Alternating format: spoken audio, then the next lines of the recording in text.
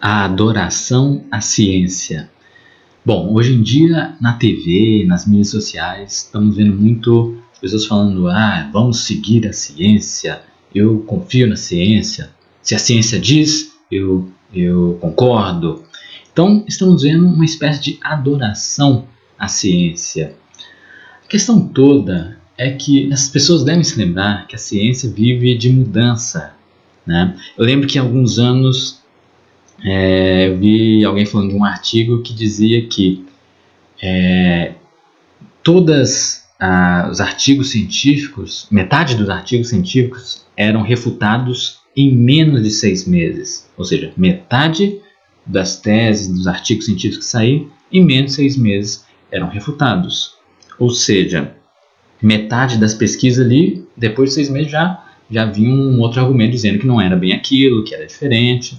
Então a ciência vive em tentar entender as coisas e para isso se faz pesquisas, né? E aí uma tese derruba a outra. Isso é normal da ciência, né? A ciência é tentativa, o método científico é tentar descobrir a verdade através de experimentos, análise, e aí outros fazem experimentos para tentar refutar e ver se aquilo é o que é mesmo.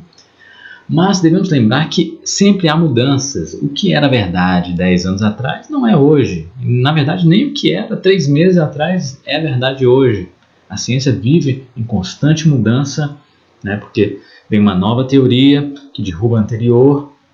E isso que a gente tem que ter em mente é que muitas das coisas que a ciência diz hoje é apenas teoria. Muitas das teorias aí, muita gente tem como verdade absoluta, mas ela nunca foi comprovada, né?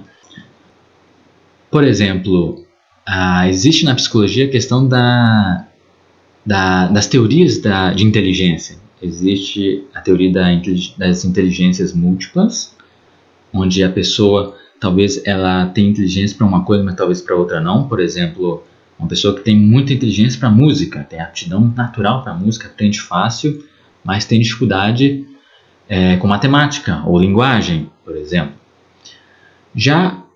Existe outra teoria que é da inteligência geral, né? Se a pessoa é inteligente, ela tem facilidade para tudo. Se ela tem um alto nível de inteligência, ela terá facilidade com tudo, basta ela se esforçar um pouco que ela pega facilmente, né? E alguém com baixa inteligência geral tem que se esforçar muito mais para ter destaque em qualquer área. Ouvindo assim, parece que a teoria das inteligências múltiplas,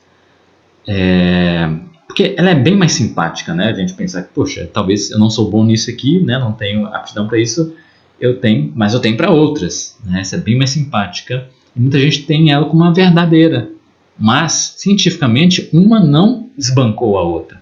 Então as duas teorias existem e uma ainda não se mostrou mais verdadeira que a outra. Então a ciência é assim. Não temos como afirmar com estudos certas coisas. A gente tenta comprovar ali na medida do possível, mas temos que lembrar que muitas dessas teorias que a gente tem como verdade absoluta ainda não tiveram comprovação, mesmo que às vezes na mídia a gente vê como uma verdade absoluta e não é, né? É até engraçado no meu caso, por exemplo, a gente pegar na questão de nutrição, né? Eu lembro quando eu era pequeno, sempre fui uma criança magrinha, né? E aí eu lembro que eu comia muito pouco, só comia porcaria, comida de verdade não comia quase nada. Mas aí eu lembro que minha mãe começou a me dar um ovo cozido por dia de manhã, eu comi. Comecei a comer e tal, depois de alguns meses comecei a ganhar peso, né? Fiquei num peso mais normal. Aí minha mãe viu na TV um médico usando a ciência dizendo que ovo faz mal. Ovo faz mal, não pode comer ovo todo dia. E aí minha mãe cortou o ovo do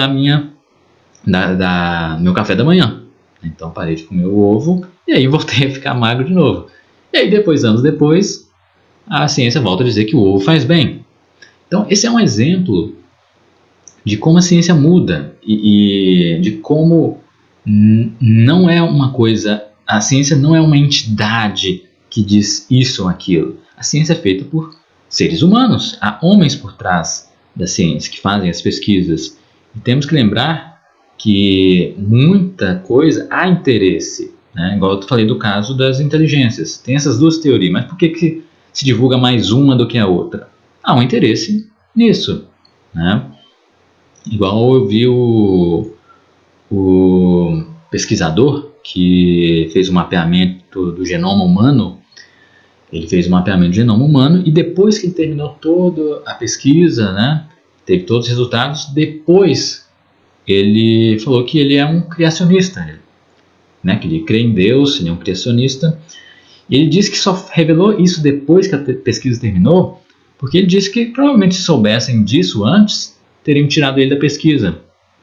Né? Assim como há relatos de outros cientistas, criacionistas ou cristãos, que quando se sabe que eles têm alguma tese, uma pesquisa que demonstra o criacionismo, que tudo veio da criação e não da evolução, eles tiram da revista, cortam os fundos de pesquisa, boicotam os estudos.